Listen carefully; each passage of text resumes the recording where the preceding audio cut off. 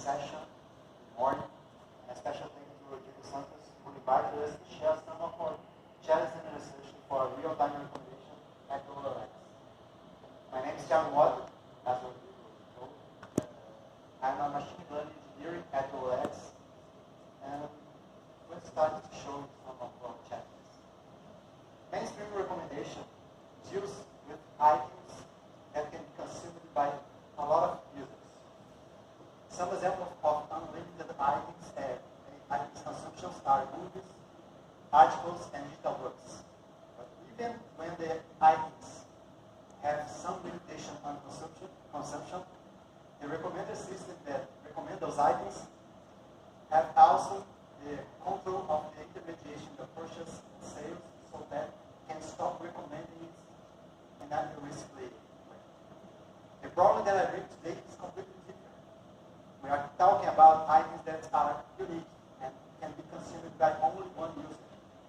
And since OLX do not intermediate the transactions, we cannot tell for the recommender system that we cannot recommend it anymore. OLX is the top of mind online classifiers in Brazil. So, millions of Brazilians depend on us to live. So we have a huge responsibility to improve the product. Day by day, we have 7 million daily users and over 500,000 new ads published. And 50% of the contacts between buyers and sellers are done through our recommender system, showing that the recommendation plays a key role in the product. And since we have this intense flow of new ads, we cannot use traditional form of collaborative filtering like matrix factorization.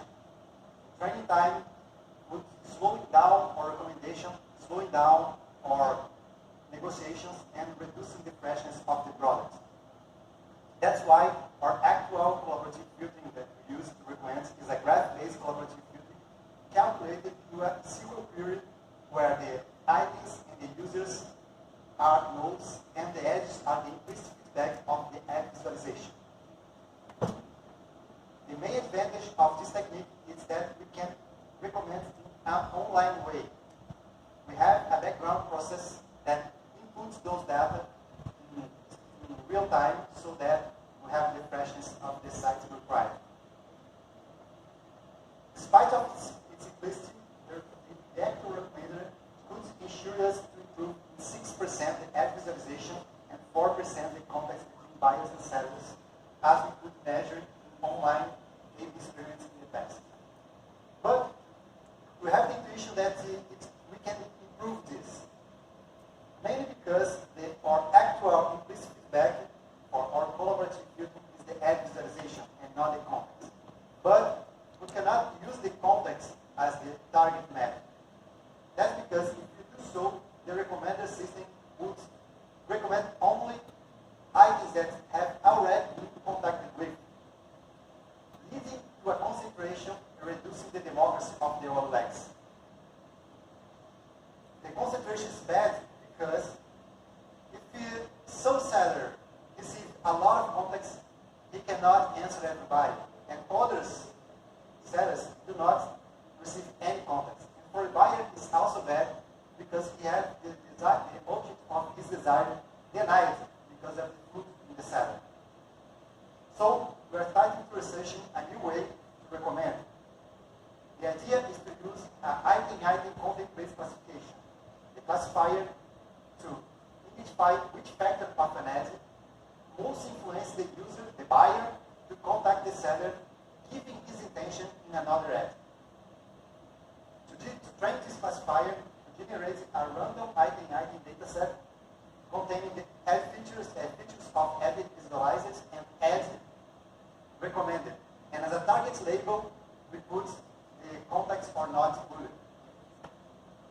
This random dataset was generated displaying random recommendation for a sample of users during 1 week. The randoms is necessary to permit us to find another consumption patterns that our actual recommender system bias would avoid. As a feature of this data set will include the vector representation of the document using doc2vec. The doc2vec was trained using a sample of 15 million OLX historical ads. We also add the vector representation of the image using the penultimate layer of ResNet, a pre-trained ResNet 18. And since geographic localization is a key role in the decision of making contacts, we made a matrix factorization between neighborhoods and users using as implicit feedback the context of the user in some ads in the neighborhoods. And last but not least, the best expression everybody say here, we include the price. So with all those features and this balanced and random item data set, we trained a cat boost and got a 75% accuracy. It's a very good result since we are dealing with human behavior. And for now, we are studying on how to compare these both algorithms. We have many ideas of how to do this fairly and unbiased way, but have many concerns. If anybody have any idea of how to do that, I invite you to talk with us after the session in OLX stand. We are here, we are there. If you don't have an idea, okay, go talk to, even if you want to make fun of my English, it's okay. But we have an idea of how to put this in production. Remember, we have to do this in real time. And it's not practicable to do this classification in real time, in online way, in the API, due to our amount of ads. So we are thinking of using a background streaming process. For each new ad, the first step, we are going to infer the embeds for text and image and save it in the database. The second stage, we are going to load a lot of ads and apply the classifier to calculate the probabilities and save the probabilities in the database. And for this, the last one, the trick part, we are going to take this data sets previously predicted and invert them. Put the source ads as recommended and save the probabilities for the old items.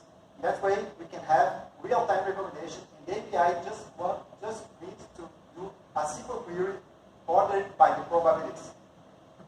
As a future work, we are thinking of changing the way we do the embeds for text, as Gabriel Moreiras published in his excellent paper about Chamalia. And as an alternative of the classification, we are thinking of using collaborative filtering based on content-based, as Kula described in Rec 6 2015 and implemented in LightFM. We hope this item content-based classification can increase the connectivity of the OLX and the OLX democracy. And I almost speak Portuguese. And also give us the flexibility of a wide range of kinds, a lot of kinds of new offerings and filters like Amazon do. But we only can say we're in the right path if the validation online and offline show us that's okay. So we hope to have those results before the Rec 6 2020 in Rio de Janeiro. And see you there. Thank you. Zapega.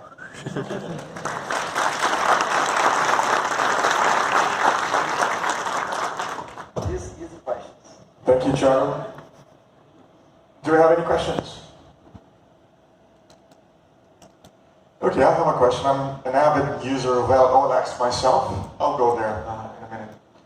I sold my car through OLX. We're moving to a new apartment right now, and my wife is selling everything. So I'm expecting the bill when she buys the new stuff as well. But one thing I noticed as a user of OLX is that you seem to get rid of all history of the users. At least it doesn't show to us once we sell something. It no longer shows on the system for us. I was wondering if this is deliberate action on your side because you're not interested in long-term behavior, even for the buyer's side, not just the seller, as in my point of view, because you're just too focused on immediate purchase behavior. Could you comment on that? Yeah. The reason why this happens is not a proposal purpose. Yeah, on purpose for the recommender system or whatever. It's most historical way the OLX works. For now, the recommender works for the immediate intention of the user. But we have on the track, on our backlog, to work on a more timely profile of the user. But it's not the target now. So it's not on purpose. Okay. So it's okay. Could I answer okay your question? I think so. Okay. You have put too much information in your deep learning method, and do you know what's going on? Can you do some ablation analysis, something why such a huge improvement? Is it very hard to analyze that? Yeah. The step word is not one way, only one way. The first features we added was the doctor-back embed, and we got like 68% of accuracy. So we add the image vector and got 72% accuracy. And add the neighborhoods, and I don't remember the number exactly, but that's as we would adding the features, we're improving. So that's why. And we really did a lot of analysis to put those information, because we already have the intuition, giving the business knowledge that the company have, that those four information that we put, the text and image and the price and the location, mainly the location, was important for selling decision, for complex decision. That's why. But you don't have any sort of SHAP or any other explanation tool on top of the Not yet. deep learning architecture. Okay. Yeah, it is something that we want to do, mainly because we have so many categories, so many domains. We think that we can improve more this accuracy if we do something more domain specific. Domain specific for each type. But since is our first improvement, we are going to make a general way, and then we are going to improve, and the explanation will be more for giving us inputs for how to improve in domain specific way. Okay. Do you have any last question? Oh, please, more easy. Oh. I'm dying here. Did you plan to use ensemble recommendations in your case with the different domain-specific features of the items, and evaluate how each domain influences in your recommendation? Yeah. In fact, we already use an ensemble. I have no time to talk about that, because the first 1 hour that is in production now is not 1 hour. We have a cold start, and it's the ensemble of the hours. Didn't have time to explain this, but in production we are thinking of not using only this algorithm. We are thinking of combining this with the actual graph-based collaborative filter. So yeah, it's not discounted. So let's thank Thiago again. You survived. So next up, Fernando.